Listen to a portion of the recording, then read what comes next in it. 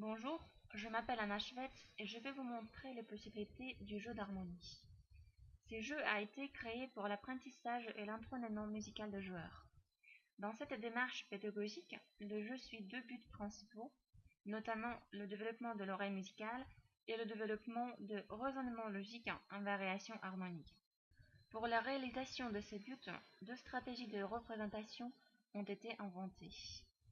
La première stratégie comprend l'utilisation de couleurs et de dégradés de couleurs pour faciliter autant que possible la compréhension de deux paramètres essentiels d'un accord, tels que sa structure et sa fonction. Le dégradé de couleurs vise à donner une idée de l'importance des tons dans la structure d'un accord et à aider à reconnaître sa structure d'un premier regard, ce qui est important pour le renversement ou la position large d'un accord.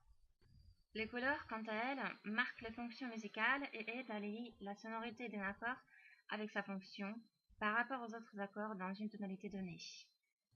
Finalement, la représentation d'un accord est réduite au système de chiffrage romain, mais qui suit la même stratégie d'utilisation de couleurs et de dégradés de couleurs déjà décrite.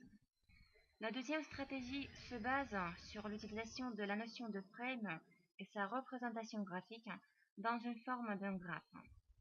Le frame est une structure logique qui provient de l'informatique et a été une découverte essentielle dans le développement de l'intelligence artificielle. Le but d'une telle structure est de définir les fonctions des éléments constitutifs et d'établir les relations entre eux tout en gardant la possibilité de remplacement de chaque élément.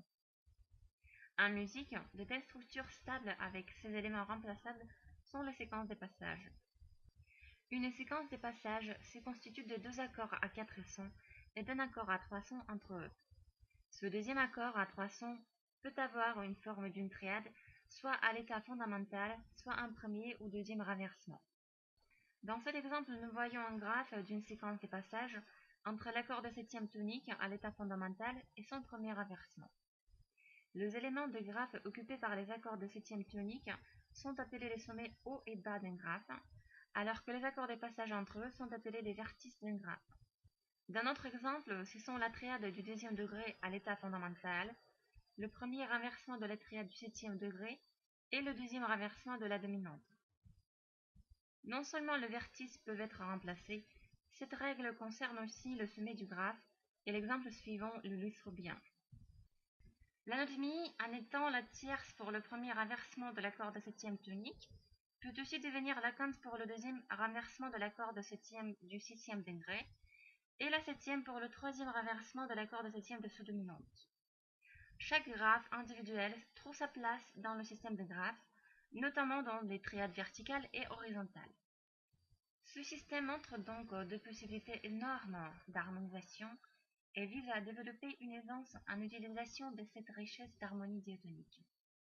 Finissons avec la partie théorique et revenons à la page principale de notre jeu. Je vous conseille de commencer avec les triades horizontales, tout simplement parce qu'il vous sera demandé de reconnaître à l'oreille les accords à trois sons, alors que dans la triade verticale, il va falloir reconnaître les accords à quatre sons. Choisissez une triade horizontale du système de graphes, par exemple celle première qui contient les accords de passage entre l'accord de septième tonique et ses renversements, dont nous avons vu le graphe dans la partie théorique. Touchez le panneau noir du graphe pour le rendre interactif. Touchez les vertices du graphe un par un pour écouter les séquences de passage avec différents accords de passage.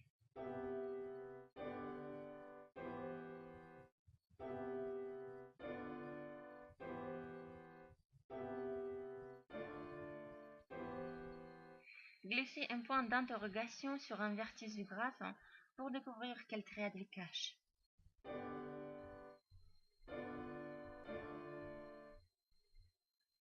La couleur du fond vous montre tout de suite si la réponse est bonne. Quand vous aurez fait glisser tous les éléments sur les graphes, l'application vous dirige automatiquement vers le graphe suivant.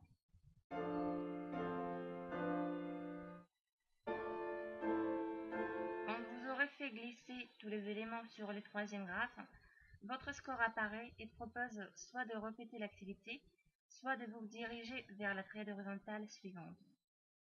La possibilité d'écouter un accord est donnée seulement une fois. Donc si vous touchez les points d'interrogation sans le glisser, il disparaît. Et évidemment, vous ne pouvez pas gagner ce point. Après avoir fini avec les triades horizontales, passez aux triades verticales. L'application vous force à tourner l'écran. Faites-le, puis choisissez une triade verticale. Touchez le même vertice de chaque graphe, par exemple le deuxième renversement de dominante, pour écouter les séquences des passages avec différents renversements des accords de septième, notamment le troisième accord de la séquence, sommet bas d'un graphe.